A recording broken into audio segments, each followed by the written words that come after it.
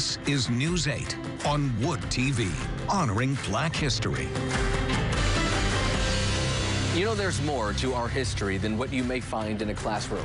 The kind of history that's not recorded in textbooks. Our stories are deeper than the roots of slavery and are even richer when we author them. So in this chapter, we invite you to learn from us as we go deeper into our minds, bodies, and souls. Good evening, everyone. Glad you're here. I'm Donovan Long. And I'm Whitney Burney. During the transatlantic slave trade, Black people were taken from their homelands and brought to the Caribbean, South America, and the U.S. for free labor. And in the centuries to follow, enslaved people lost their native languages, traditions, and family lines. It's made it difficult for some Black families to find out where they come from. There's a sense of pride in discovering your roots. It can give you power, build esteem, and shape your purpose. But it's an ancestral path that's challenging for some to travel. As a Black person, not only are you researching, but you have to research. Now, this is an ancestral chart. Genealogy buff Cynthia Bailey says there is a way to start the process. You start with yourself. They have these charts. You start with yourself. You start with your siblings, your parents, your grandparents, and kind of get a roadmap to go there. Bailey says she started recording her family's history after a cousin who kept family records died. She recommends first turning to living family members to get all the information you can, and then to the local library, a well of records. But here you have obituaries. Bailey says obituaries and census data are some of the best resources. Libraries also keep records on past occupations. Let's say that you had a person that was a mechanic or a realtor, banks. There might be in a record down here. Yeah. Bailey says the Great Migration, where Black people moved north in droves for jobs and opportunities, means most Black people will have to look at records in other states too. And if you're able to trace your ancestors back to slavery, you're likely to run into challenges there also. When you get to the slave records, that's your brick wall, and now you're looking for your history through the white slave owners. But your history, that's where it ends. I mean, why is it that way? Were the records just not upkept in a lot of these places? Well, we weren't people. We were chattel. It's great that you have these pictures. During our interview, I showed Bailey a family tree my family put together more than 10 years ago. So this here is my dad's great-grandfather, so my great-great-grandfather, born in 1858. Tracing our tree back to at least one relative born into slavery in Mississippi. But this is a good example of showing you have pictures. This is a great way of doing it. History of Kent County. Bailey says although you may never get all the answers to your family history, knowing where you come from can give you a better idea of where you're going. Do you feel like all of this work that you put in is worth it to know your family history? Oh, yeah. Oh, yeah. It's fun. Well, you have buried treasure somewhere. You might find something good. You might find something bad, but you'll find something. Well, Grand Rapids is home to many Black-owned businesses, but one has been serving the community for nearly a century. Emily Leonard went inside Brown's Funeral Home to understand its legacy as the city's oldest Black-owned business. The oldest African-American Black-owned business in Grand Rapids started in 1925 by Mr. Milo M. Brown. You can feel the legacy of Milo M. Brown everywhere you turn in Brown's Funeral Home. That's Mr. Milo Brown right there. These are all the things that he has achieved here in Grand Rapids. Nathaniel Moody took over Brown's Funeral Home in 2019 from his brother-in-law, Michael B. Johnson, who owned it for 33 years. As the business nears the century milestone, Moody is only the funeral home's third owner. He started working here in the mid-1970s and later was an apprentice under Milo Brown. I started cutting the grass here, cutting the grass, washing windows, and helping out with funerals, dressing and casketing. Providing a service to the community during some of the most difficult days of their lives. It's a point of pride for Moody. Another example of how he's following through on Milo Brown's legacy. His philosophy was he wanted this funeral home to be a funeral home that would excel in beauty, and the service would cost less. Brown, who attended mortuary school with all-white classmates, graduated at the top of his class. When he returned to Grand Rapids, the prejudices of the day stood in his path as he started and then built his business. And there was a time in life where Mr. Brown could not buy caskets from certain casket companies in those days. There was a time where he could not use cemeteries in certain areas in those days. So if we really want to talk about history, we've come a long way in terms of where we used to be. So those are celebratory things. On the day we visited Brown's funeral home, there was a visitation in the chapel for the recently departed Thelma Woods. The mood was festive as family and friends gathered and greeted each other. Her son told me it was an honor to have our news crew there on the day their mother was going home. A lot of our funerals are celebratory because we are a race of people who are connected, intertwined with one another in terms of our relationships with one another, and that we see death as a celebration, even though it is emotional. We still celebrate the person who lived. Moody is looking ahead to future celebrations of life by planning Brown's next chapter. The building on Jefferson Avenue Southeast is two houses that were joined together years ago. Plans are underway now for a new Brown's funeral home so the legacy can continue. We find ourselves in a position where we're still going strong, but needed changes must be made. So we're continuing a legacy that Mr. Brown had to the community. That's the purpose of us wanting to build a new funeral home, to make sure that we give back to the community. Some students will go through all of grade school without having a black teacher. It's a nationwide problem that even West Michigan educators are hoping to solve. But as districts work to increase diversity in the classroom, many learners are left wondering, where are the black teachers? In a place where books are paramount, that makes me feel a lot stronger. Children don't always find characters they relate to. Malachi, have you ever had a black teacher before? Well, no, not personally. Malachi Eddy is 12 years old. He says he's only seen one black woman lead a classroom, and it wasn't his. Would it be, in your opinion, beneficial to have a black teacher? Yes, definitely. Why do you say that? I would be able to relate to that teacher a lot more, and they might even teach me stuff that might be more helpful than if other teachers taught me stuff, and that would be really cool. Research shows black students who have at least one black teacher by 3rd grade are 13% more likely to graduate from high school and 19% more likely to enroll in college than their black peers who don't have any black teachers. Having racially and ethnically diverse teachers, and specifically black teachers, in a school environment socializes children to an extent that they won't even necessarily realize. So do you want it to be a replica of what that looks like? Eddie's mom, Anissa, says the diversity would benefit white students too. To have that in a teacher can disrupt stereotypes, can dispel myths, and can really help them to have a personal reference point when they think about a whole cultural group. Eddie accounts for about 32% of black students enrolled in the Grand Rapids Public Schools District. Check your answer. Of the 1,022 teachers who work in the district, everyone has their 6% of them are black, most of them working with elementary students. Why is it such a shortage of black and brown men and women who are teachers? I think from a societal standpoint, we've kind of beat up on teachers, both literally and culturally, where it doesn't always feel appealing. GRPS Superintendent Dr. Ledrian Roby says she is working to recruit and retain more black teachers, but it's an uphill climb. So we have some work to do in GRPS. How many people ended up with 8? She says low pay, a lack of respect, and unpleasant memories as black grade school students also discourage black people from becoming educators. Black and brown students who are more likely to be identified for special education remedial supports that sends a message too that, again, that's not for me. You lining this up? Research shows one of the best ways to encourage and inspire black children is to hire more black male teachers. There are only 14 of them teaching in GRPS, compared to 49 black women teaching in the district. A male teacher of color, that's almost, it's like a unicorn. Now imagine if that character existed in Eddie's story. Just maybe. It could make this chapter of his life, if they can do it, I can do it, the best one yet. I just think that would be really cool and really amazing to have a black teacher.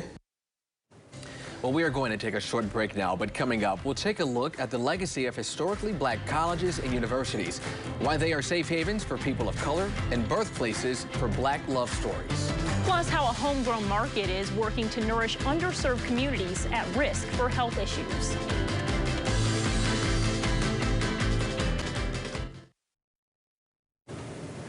Inner city communities are historically plagued with health problems due in part to a lack of access to quality food. That's why Southeast Market was created. Workers now celebrating a year in business with plans to keep growing. News 8's Joe LaFergie shows us how they serve their neighbors. Building a source for healthy food here in Southeast Grand Rapids has been the main focus of Southeast Market, but there is much more to their mission. There's really no solution to regenerating soil outside of compost. Yeah. So Southeast Market has partnered with Wormies, a company that's turned 9,000 pounds of food waste and counting into compost, and not just from the market. There's 50 households that bring their food scraps here and dump it in there. Sustainability and equity by way of healthy eating, education, and economic development all play a role in the Southeast Market's goals. The minority-owned business marked its one-year anniversary on Martin Luther King Day. The last year has been a wild ride for us. We learned a lot, and we've also felt truly humbled and grateful by all of the support of our community. The market, located on Kalamazoo Avenue, just south of Hall Street, serves the 49507 zip code. One of the most diverse areas of Grand Rapids, it's also one of the most underserved when it comes to healthy food shopping choices. Co-founder Alita Kelly knows the challenges. She grew up here. Access is one key element of supporting a neighborhood, access to healthy food, but education is another piece, and affordability is huge. As much food as possible is sourced from local farmers of color. Prices stay low thanks to donations, grants, a subscription program, and other income sources. There's a lot of creative ways that we're working in community with specific partners to mobilize our food. The lack of healthy eating habits has plagued the area for generations. Kelly admits the problem won't be solved overnight. I'm committed to staying here and seeing how far we can go with this project, but it's going to take a lot of community collaboration and a lot of data collection to really see what we've been able to do and what is possible. But in her heart, she knows the market is making a difference. Because I'm from here, I'm able to really see the shift. I know where we've been, and I can see where we're headed. Coming up, funk, hip-hop, R&B, all part of the soundtrack of the black community. And jazz is no different. Still ahead, how a local musician is keeping the beat alive.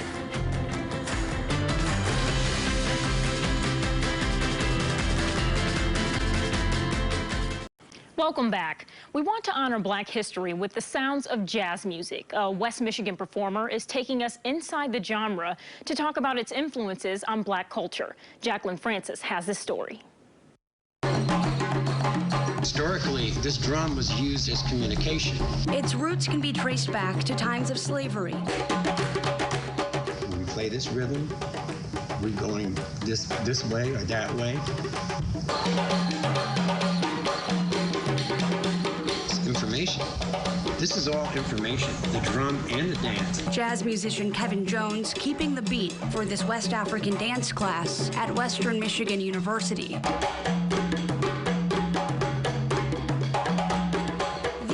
Nowadays, a lot of his time is spent in the classroom, teaching percussion and assisting in the dance departments at schools across the area.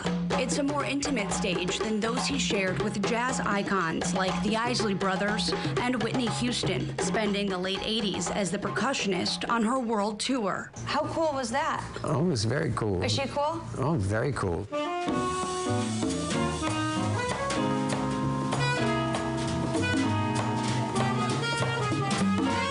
So is his life here in West Michigan.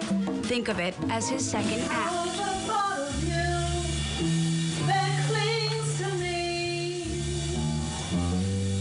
Bringing the soothing tones of jazz to the heart of Grand Rapids, performing at West Michigan's only dedicated jazz club, GR Noir, where he's also the artistic director.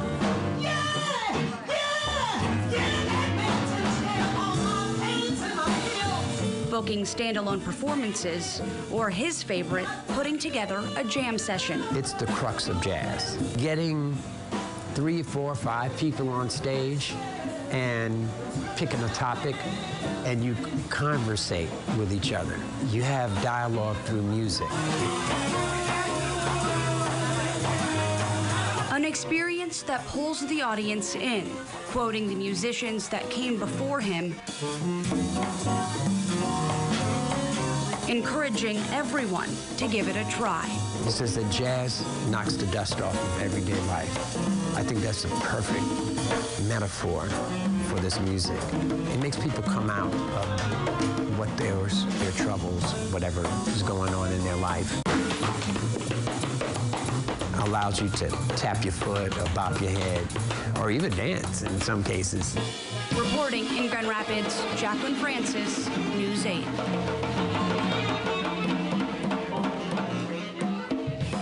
For many black students, home is where HBCUs are. They are places of acceptance and a learning environment that celebrates being black in America. Historically black colleges and universities were born out of segregation, but are also held together by the love of its students. If time could stand still, You had to dust these off.